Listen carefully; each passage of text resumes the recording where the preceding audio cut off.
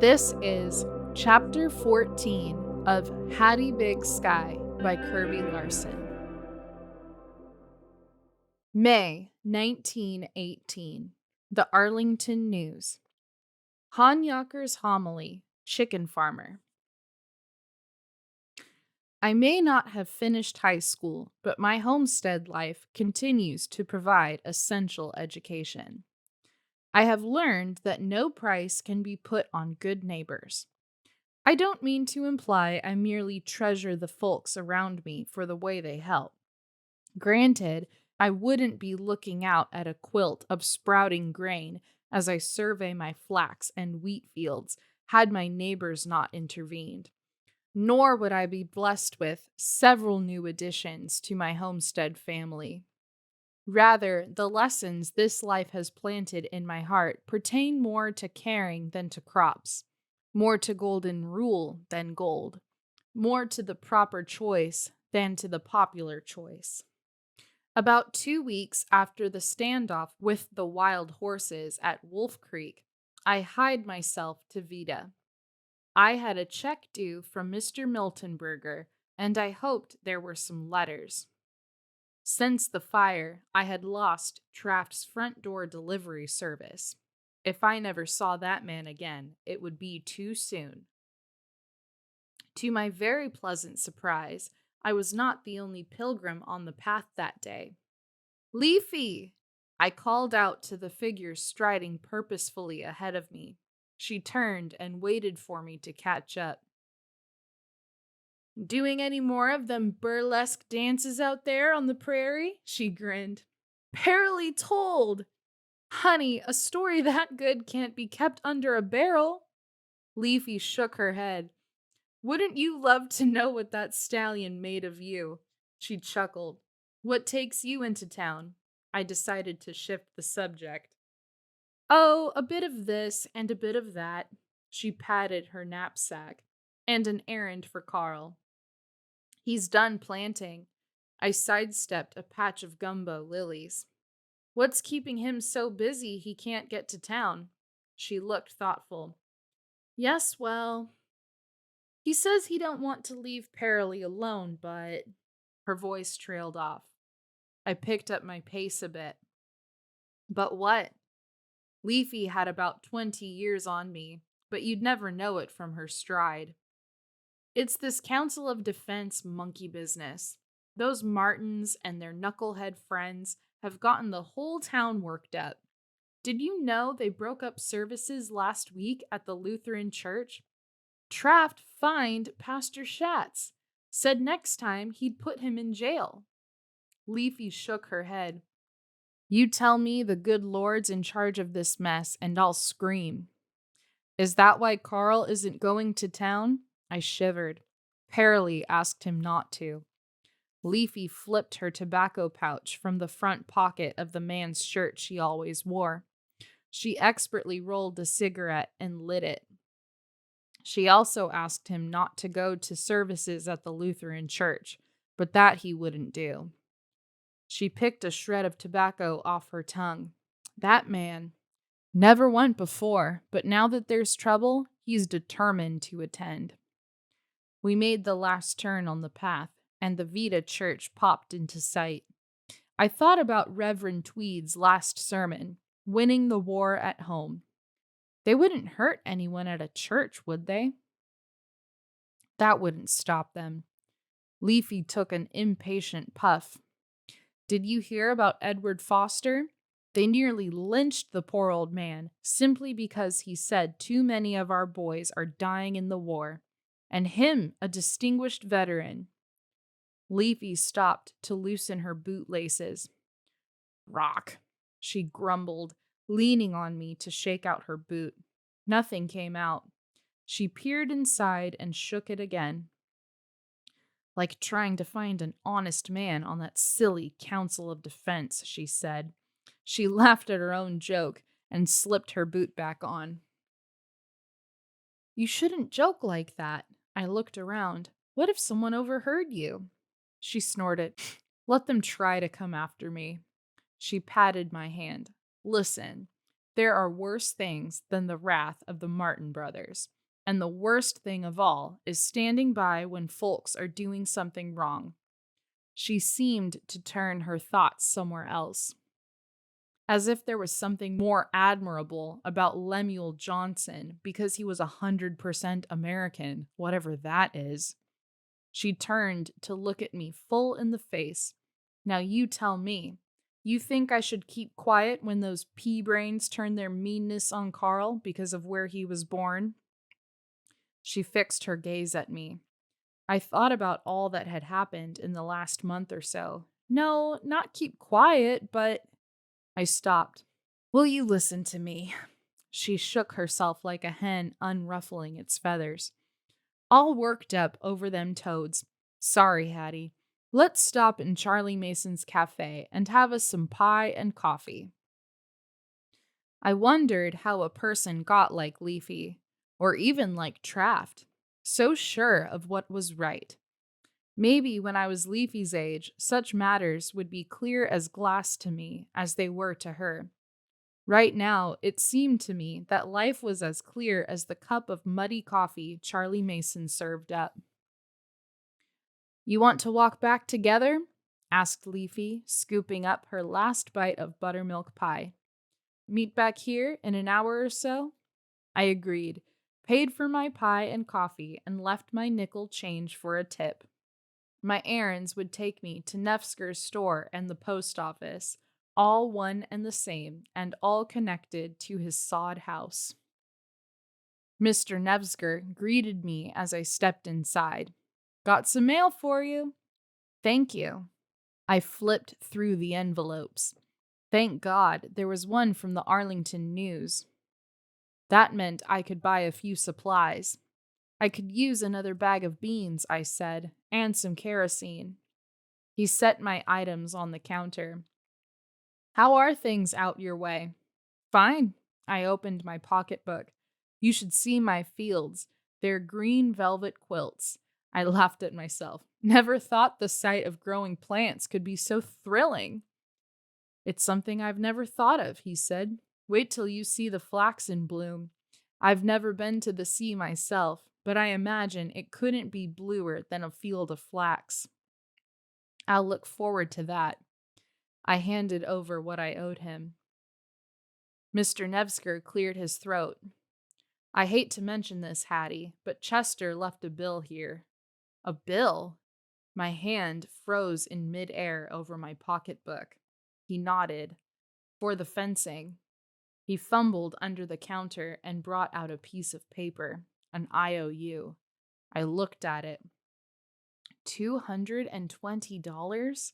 I reached my hand out and steadied myself on the counter. He didn't pay for any of it?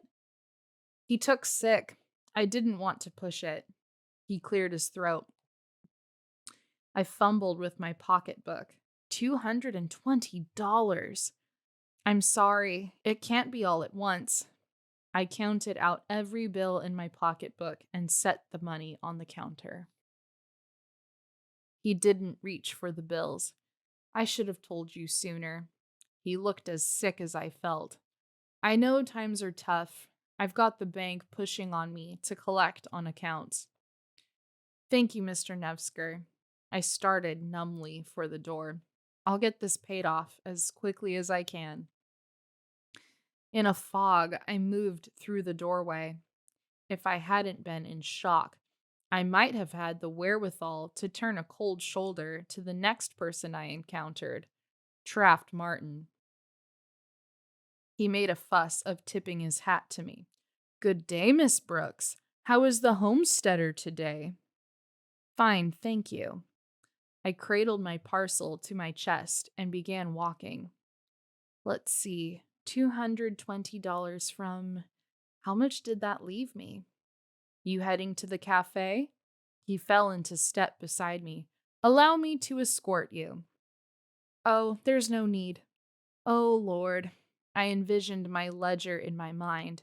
Would there be enough to pay for the binder, the thresher, the grain sacks? What kind of payments would Mr. Nevsker expect? Would I have to go to Wolf Point and take everything out of my bank account there? Think nothing of it, Traft smiled.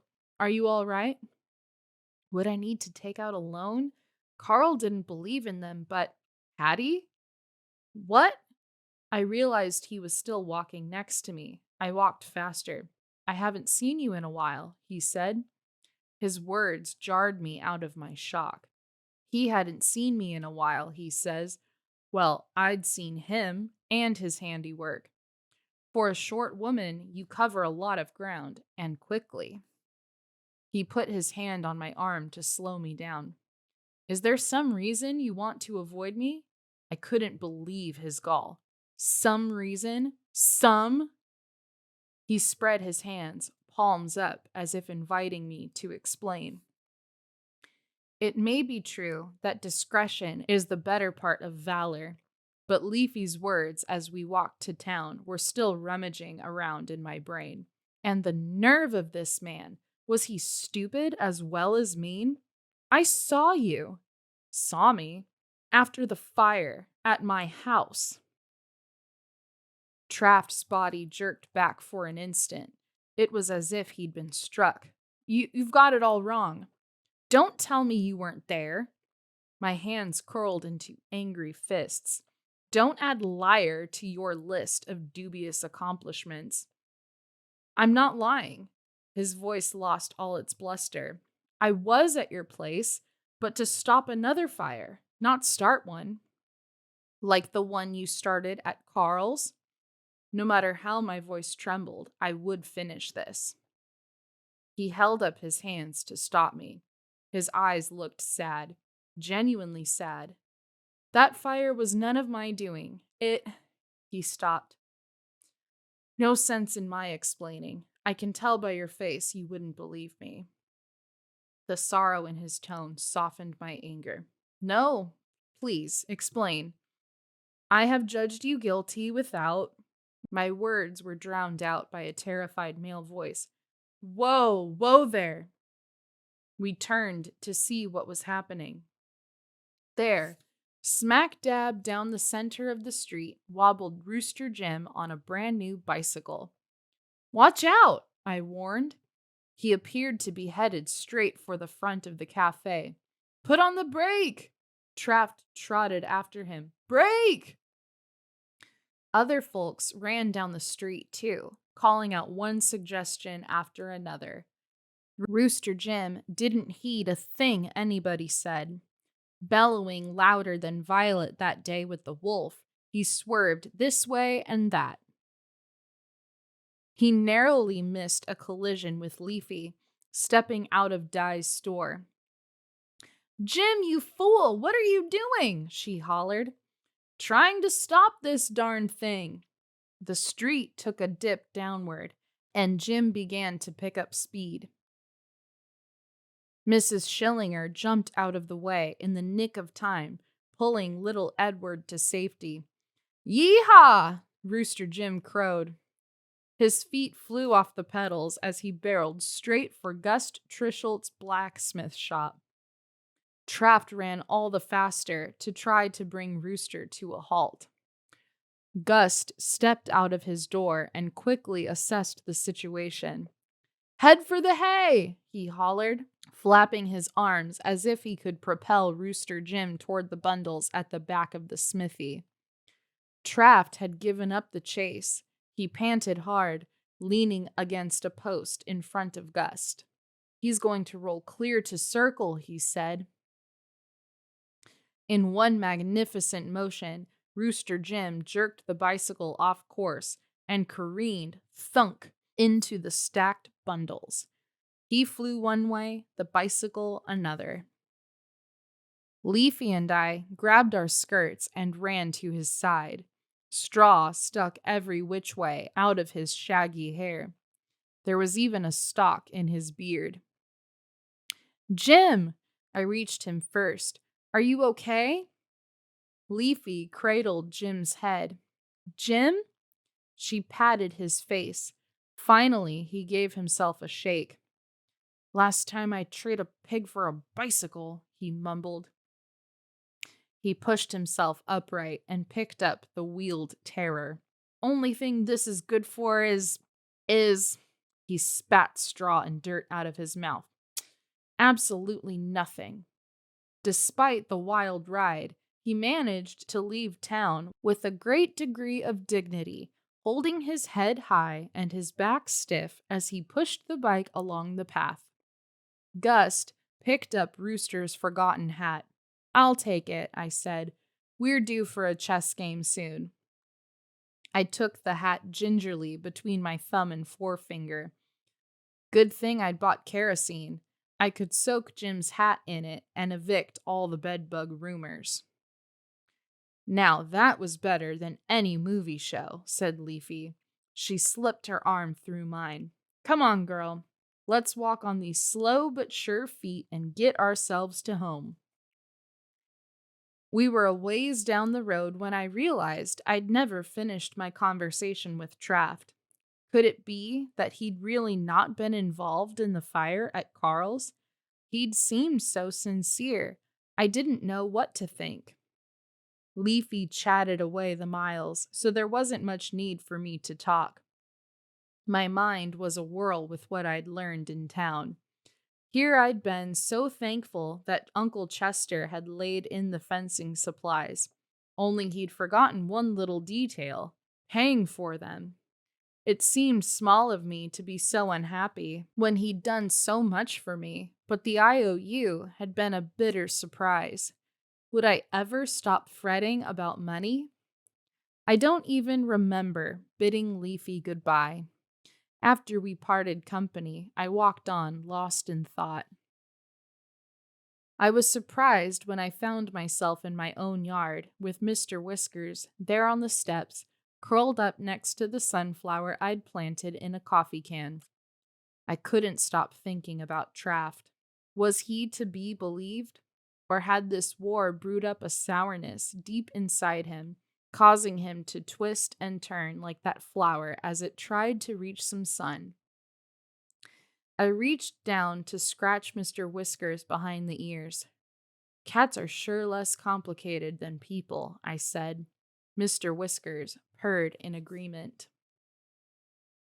A week passed after the bicycle mishap, but Rooster Jim didn't come by. In the meantime, I'd finished my fence. It was hard to even take that in. Finished! One of the major parts of proving up on the claim, and I had done it. "I can't imagine how big one of those airfields of yours is," I'd write Charlie, "but I suspect I've set enough fence to wrap around one many times over." I shielded my eyes from the sun and admired my completed work of art. 480 rods of mighty fine fence, if I did say so myself. 480 rods of maybe the finest fence in Montana. All right then, perhaps not. But to my mind it was, since every inch of it, aside from a patch put up by my fairy godfather, had been set with my own 2 hands. I needed to celebrate. I decided to do so by returning Jim's hat. After freshening up a bit, I was soon on my way. His was a hard place to miss. For one thing, as you approached, you'd find his prize pigs hobbled out on the prairie, like most folks do cows or horses. It was a source of constant conversation for the cowboys I'd met, why old Jim would treat his pigs so. Past the pigs, you'd come upon the ghost tree, bleached white with wind and age. The poor thing served its purpose now as a landmark and a place for lovers to carve initials. From this spot, you could spy Jim's soddy, at least the roof, from which grew a cherry tree that Jim swore bore the best pie cherries in all of Montana. It would be hard to prove him wrong, as I didn't know of too many other pie cherry trees in these parts, least of all any that grew from anybody's roof. Maybe there'd be a cherry pie for the 4th of July picnic on Wolf Creek. As I drew near to the house, I had to laugh right out loud. There, planted in his garden, was that bicycle. Jim had found a use for it, as a trellis for his string beans. "Hey there, neighbor!" Rooster Jim waved, and, with a groan, straightened himself to a stand from the patch of garden he was weeding. "Out for a Sunday stroll?" He chuckled at this, seeing as it was Wednesday. "I finished my fence," I said. "There should be trumpets to herald the news. Thought I'd celebrate with a walk. Being as it's getting so warm, I thought you'd be missing your hat." I handed it to him. He took it from me and settled it just so on his head. I wondered what happened to it after my run-in with that monster machine. He chuckled, then sniffed the air. My, this spring breeze is so rich it smells like fresh-baked bread." I held out the package I'd been carrying. "I think I'm getting the hang of this," I said. "You can actually eat this loaf without soaking it in water first." Rooster laughed. "Bread that delicious deserves a trade," he said. "Oh, no need," I assured him. "Seems to me I've been by the Hattie Brooks place a time or two and heard a most peculiar sound," he said. "You have? What?" "Most fearful sound," he shook his head. "The sound of a farm without any hens." "Well, I plan on getting some after harvest." "That's a long summer without fresh eggs." He motioned me to follow him. Over in his hen yard, he pointed out 3 scraggly hens. "Them's Martha, Rose, and June. They've got some setting left in them, and I need to thin out the flock. You interested in giving them a new home? Course, Albert," here he pointed to a handsome white leghorn rooster, "is part of the package too. No more doling out eggs as if they were pearls. I could taste fried eggs for breakfast, fried chicken for supper, spice cake with an egg for richness. Oh, yes." Rooster Jim expertly rounded up the 3 ladies and their escort. He slipped all 4 of them, squawking and screeching, into a burlap sack. "Can you manage this?" he asked. I sure hope so. The bag twisted and jerked as if it was full of snakes. "Them's good girls. They'll settle soon." He picked up his hat from where it had fallen during the chicken roundup. I wobbled home with my prize. Mr. Whiskers meowed his approval when I set down the bag. "Don't you even think about it," I warned. He would be the least of my troubles. I needed to save my cluckers from coyotes and chicken hawks. Uncle Chester's efforts had included a chicken coop, but it wasn't fenced. I had to laugh. So much for thinking I was done fencing. I turned my new family loose in the house and shut the door quick. I'd have to deal with their mess later. For now, I needed to keep them safe while I secured the chicken yard. A roll of chicken wire was the last item in Uncle Chester's stock of supplies stored in the barn. I said a prayer that it was paid for. My budget couldn't afford any more surprises. Hours of practice had turned me into a proficient but slow fence builder. This was a little more challenging because I had to dig down to bury the bottom of the chicken wire to keep out hungry diggers like skunks and such. But working straight through supper and then by lamplight, I was able to enclose the whole yard. My fingers were raw and blistered, but I couldn't stop yet to tend them. I tidied up the chicken coop and got it ready for its new residence. My stomach complained for its supper, and my back cried out for its bed, but I finally had a suitable castle for my winged herd. With an indignant squawk, Rose led the way into their new domicile, tempted by a trail of grain. Martha, Jane, and Albert followed suit. I slipped in an old pan for their water trough and fastened the chicken coop door closed. Too tired to fuss with supper, I ate a bowl of graveyard stew, breaking up chunks of bread and covering them with warm milk and molasses. My first night as a chicken farmer passed far too quickly. Albert was persistent about announcing Dawn's first. and very early light. I rolled out of bed and began my daily round of chores even earlier than customary. A new chore included letting the chickens out into their yard. A run-in with Albert convinced Mr. Whiskers that he'd best forget about any chicken dinners. Over the course of the next few days, I headed out to the chicken house full of anticipation. But every morning I would find Martha, Rose, and June scratching in a pile of broken shells. These ladies seemed most disinterested in setting on their eggs. At this rate, I'd never be able to add to my flock. As luck would have it, Rooster Jim passed by a few days later. "Came to see how you and the girls were getting along," he said. "I could tell Albert took to you right off." I couldn't say I had taken to Albert.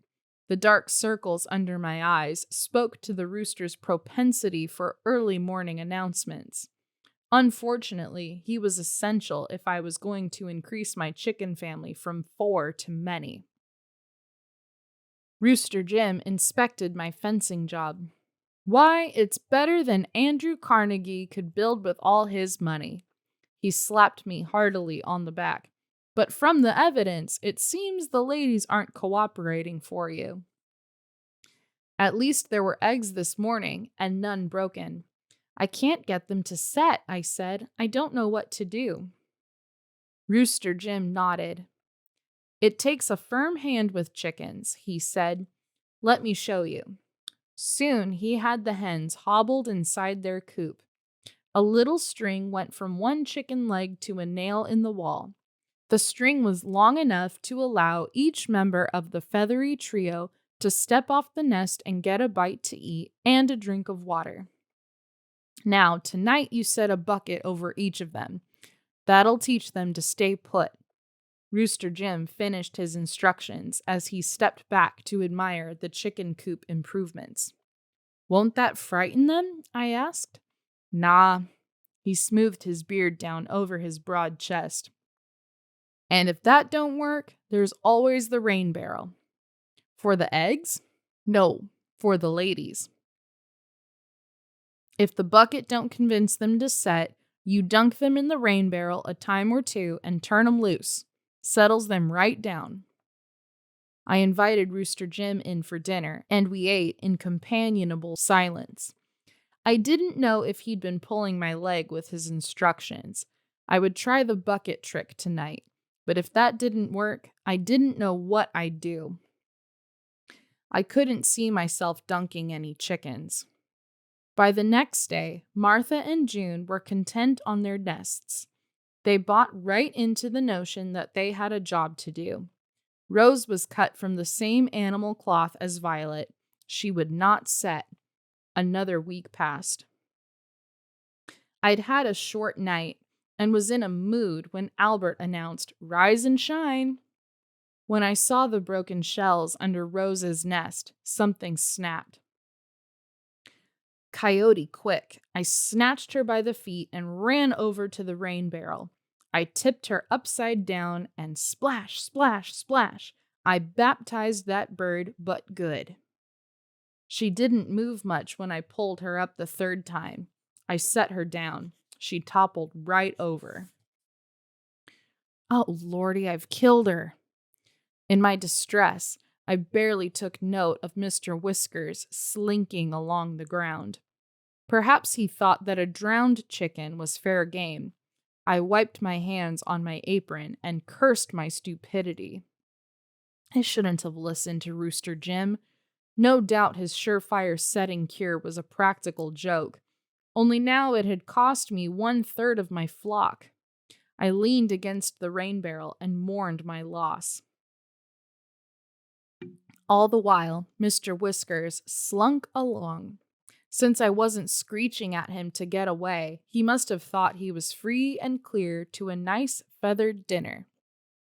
At the sound of his deep-throated hunter's growl, however, I regained my senses and shrieked, "Mr. Whiskers, no!" Too late, he pounced. Unfortunately for Mr. Whiskers, he landed the moment Rose rejoined the living. She lashed out with her sharp little beak right at the cat's soft underbelly. Yow! Mr. Whiskers launched himself straight up and ran off under the shack to lick his wounds. Rose fluttered to a stand, twirled drunkenly around, and staggered to the chicken coop doorway. With Albert trumpeting her resurrection, she hopped inside the coop and settled herself down. She proved to be a good layer and an even better setter, but that was the last time I ever dunked a chicken. Dear Hattie, I have finally received another letter from you. I can't imagine what fills your days so that you don't have time to write to an old friend. You, with your quiet farming ways, would be quite agog over all the activity here. We are tramping from hither to yon. My new purpose in life is to keep my boots and thus my feet dry. I must say I am losing some of my admiration for France. I did not intend to be her guest for so long. I miss my books and my folks and my friends. Let me tell you, soldiering is a lot more glamorous from the other side of the uniform. There are rumors of hot food and showers tonight. I do not have it as hard as some. Do you remember Harvey Block? I have learned that he has been killed. That makes 12 gold stars hanging in Arlington's windows. I hope we get the job done here, and soon, without too many more. Your muddy and tired chum, Charlie. I took my pen in hand to write a reply. Dear Charlie, I am so sorry to hear about Harvey. I set the pen down. Harvey. I thought back to how Miss Simpson had taken such pride in the wooden apple he had carved for her desk. How he had never hurried about anything. How he'd been so patient with his younger brother, who wasn't quite right. I remembered seeing his mother hang the service flag in their front window the very day Harvey left for camp. I could see it now, a blue star centered on a white field surrounded by a red border. Now the blue star would be covered by a gold one. I ached for the Blocks, and for myself. I continued the letter to Charlie, writing about everything other than the war. Then I finished it with, see that you keep those boots dry, and the boy who wears them safe. As ever, Hattie.